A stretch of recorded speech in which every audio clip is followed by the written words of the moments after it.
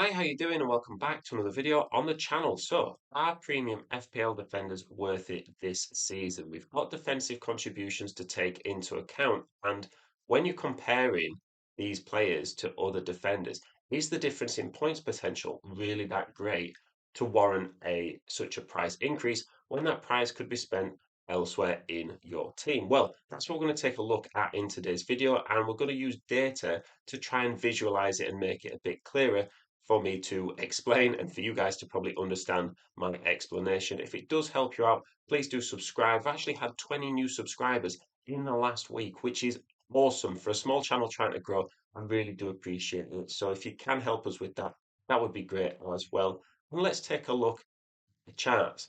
So here we've got all of the 6 million premium defenders in FPL this season and their point score last season combined with what their total defensive actions would have been last season. Now, when we talk about premium defenders, these are the most expensive defenders. Typically in seasons gone by, it would be Trent Alexander-Arnold would be a really premium defender, someone who is more expensive than the rest. Right now, this season, there is a group of defenders all priced at 6 mil. So how can you tell the difference between them? Well, we can see on the chart that Gvardiol scored the most FPL points last season out of these defenders. However, Virgil van Dijk wasn't too far behind in total points, but did get more defensive actions. So defensive actions are blocks, clearances, interceptions, and tackles. And a defender, if they get 10 of those total in a game, would have got 2 extra points. And that's how it's going to be this season. So that is really interesting when you're looking at comparing maybe Gvardiol and Van Dijk and their points potential this year. Now, player that is missing is Jeremy Frimpong from Liverpool, who didn't play in the Premier League last season. He was in the Bundesliga, but he actually wouldn't have made this chart. Would have scored roughly about 116 FPL points. His defensive contributions were only 65 in 33 games, as an attacking wing back. I think that's something to bear in mind if you're considering selecting him for your FPL team. He might be a great option and he might get loads of attacking returns, in which case the difference in defensive points is minimal. But I think it is just something to into your thoughts if you were considering him. Now, one problem this graph does have is that it's looking at total points. And if that player was injured last season, or maybe didn't start as much, maybe they're going to start more this season, it does kind of skew the data a little bit. Which is why when we look at FPL points per game last season, we can see Gabriel in particular has really jumped up. His points per game, mainly because of his goal contributions, really takes a leap above everybody else. His defensive actions per game aren't that great, probably because Arsenal are a top team. They're not having to defend as much. And I think that is something we're going to talk about a little bit more in a second. But hopefully, this makes it a little bit clearer that if someone like Gabriel is fit all season, his points per game just look awesome and he definitely becomes more of an option than he would have done if you were just looking at total FPL points. Now, when we factor in the defenders worth 5.5 million, we can see that the 6 million players who are highlighted in blue here, whilst they're still doing well, there's not really a clear trend of difference where you would say, yeah, those players are definitely worth more than these other players. They kind of just fit in. And I think a lot of times what you're paying for is a defender from a quote better team, right? Someone who are a team who are probably more likely to keep clean sheets. It's not always the case. And now that we're factoring in defensive actions per game, it really does blur the lines between whether these players are now worth it because they kind of just fit in to a lot of other players here. So you've got Milenkovic, Murillo, Tarkowski, and Branthwaite from Nottingham Forest and Everton, respectively, and they're contributing a lot more defensive actions than a lot of these premium defenders. And I think that's where fixtures maybe come into play as well, because a lot of times you look at Arsenal's fixtures, right, at the start of the season, you will say, oh, they're not very good fixtures. But from a defensive point of view, if they're having to now defend more, then maybe those fixtures become better than what they would have been last season because now Gabriel and Saliba have got more opportunities to put in tackles, clearances, interceptions, and blocks. than they would do against an easier team where they've got the ball a lot more. So I think that does put a different spin on fixtures. But these 5.5 million players from Nottingham Forest and Everton in particular are really good, really valuable because the points difference per game is not that much, but the defensive actions per game bordering on 10 on average, looking at about 8, 8.5 for defensive actions per game.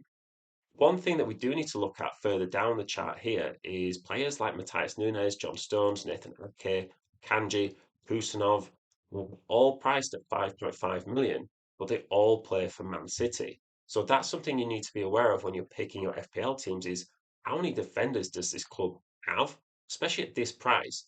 Because if they're all priced the same, it means that FPL don't really know who's going to start. You don't know who's going to start. And, you know, they might start the games that you don't want them to, where they don't keep clean sheets and they don't get defensive actions. And another defender that you don't own might start the better game and therefore get more points. And I think that's something else to be aware of is a player like, say, a Lewis Hall, who gets some attacking returns. He might have a higher ceiling in some games. He might get you, 9 points in one game and then 1 point in another game and averages out at 4.5 points off, for those two games. Whereas a Gabriel might get you a little bit more, but more consistently, or he might get you a little bit less, or but it's more consistently. So it's just something to bear in mind when you are picking defenders.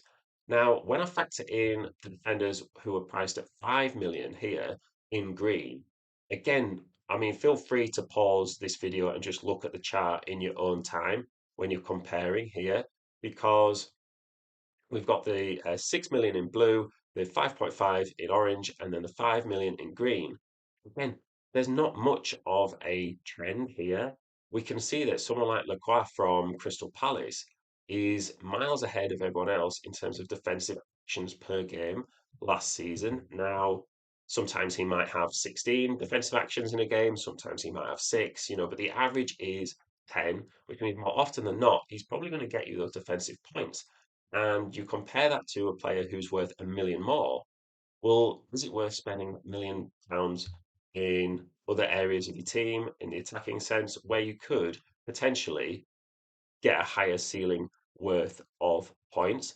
I think also you need to be aware of your football knowledge as well. So just because a player is priced a certain way, you might think, well, McQuarrie got a lot of points last season, but if Mark Gahey ends up getting sold, and that changes Crystal Palace's defence, or Adam Wharton ends up getting sold, then all of a sudden that player is not as good anymore. So the data is useful, but it can only take you so far when you're looking at players for this season. The same for someone like a Nottingham Forest.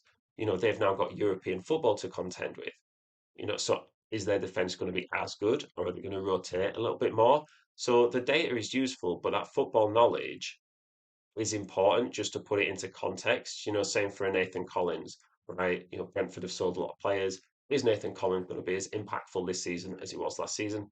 Maybe not. And I think that's what you do pay for with premium defenders in the sense that you do have that consistency of squad. You know that Arsenal, Liverpool, Chelsea, Man City are going to be pretty much top four by the end of the season. These Nottingham Forest, Everton, Crystal Palaces, there's a little bit more of a risk in terms of their form could drop off a cliff and they could just, regress from last season. So let me know what you think in the comments. It's really interesting to hear people's thoughts.